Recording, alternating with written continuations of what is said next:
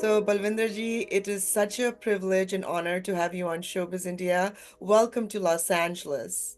Thanks a lot. Thanks. I'm really looking forward to be there and enjoy the hospitality and meet people out there. आज है चकते SoCal, which is a tribute to cricket and mental health. And of course, you are a legend yourself. So tell me some of the most beautiful moments you can remember of your cricket career.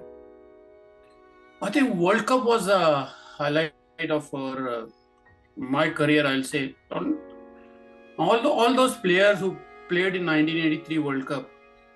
I think the World Cup was the highlight of our career. It was a turning point in Indian psyche, that win, because people started believing that they can do well at the world level.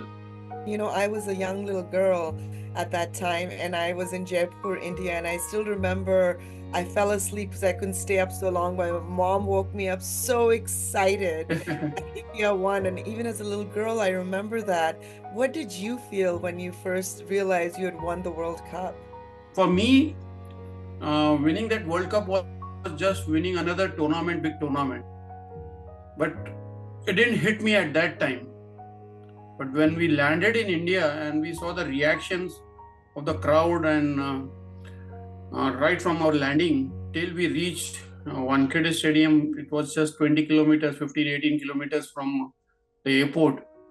People were on the footpath and on top of the building and were drizzling, and still they were out there to watch us. That was fantastic, and the whole Wankhede Stadium was packed.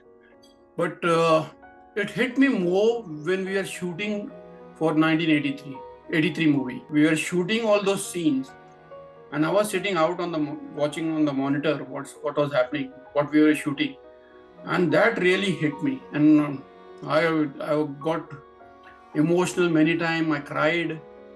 There were tears in my eyes, and all those actors used to come and hug me up. So now with the World Cup and competing, there's always a lot of pressure, I'm sure, and you have to keep balance both mentally and physically. And this event today, Chakte SoCal, is all about mental well-being. So how did you balance your mental well-being under such highly pressurized circumstances? So I think when you're living in a present, you're not thinking of the future, what will happen in future. So future will take place when we reach there, but you have to enjoy the present and you have to stay in the present. I think for me, that contest, the present contest that I was involved, your mind and body has to be there. When you're so engrossed in that contest, then you don't feel the pressure because you want to win that battle against your opponent. So you don't feel the pressure, and that's where the mental energy is consumed in that direction of winning and beating the other guy.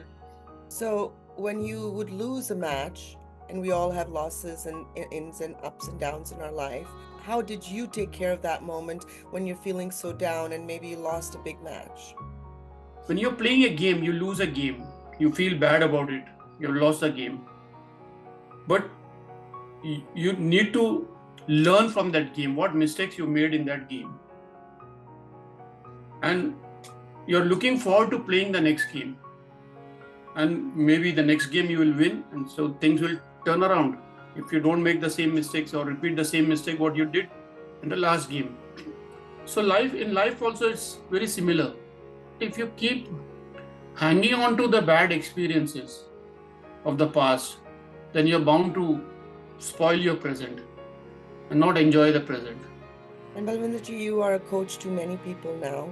And growing up, who were some of the mentors you looked up to? There are many. I'll say there were cricketing heroes whom I looked up to, like Sir Gary Sobers was one of the all-time great. Pele was another uh, great footballer. Then we had V. Richard, Kapil Dev, Gavaskar, Nawab Patodi. There were many, many, many, many. So when you're coaching, obviously you're coaching for the skill of the game, but how else do you coach your students? Do you coach them about mental health and physical health? So without physical health, fitness, physical fitness, one cannot work on the skills. They have to work on their fitness, physical fitness. But to execute those skills in a pressure situation, then you need mental skills, the mental health part. So if you take Mahabharata, if you look at Mahabharata, Arjuna was the only one who could have won that Mahabharata. Arjuna was skillful, he was physically strong, skillful, brave, all the qualities were there.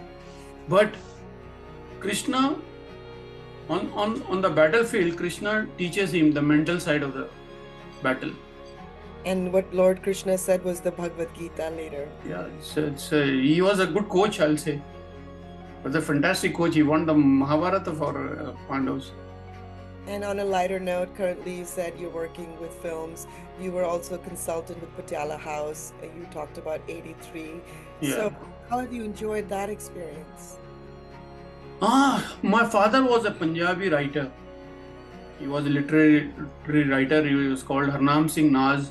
His contemporaries were Balraj Sahni was his best friend. Gulzar uncle was his. He used to come to our house in 50s. And our house was always on weekend. Most of the time the writers were there discussing about literature. So I grew up in that environment, and maybe when I was doing 83, I used to get those ideas of writing stories, and I learned how to put it on paper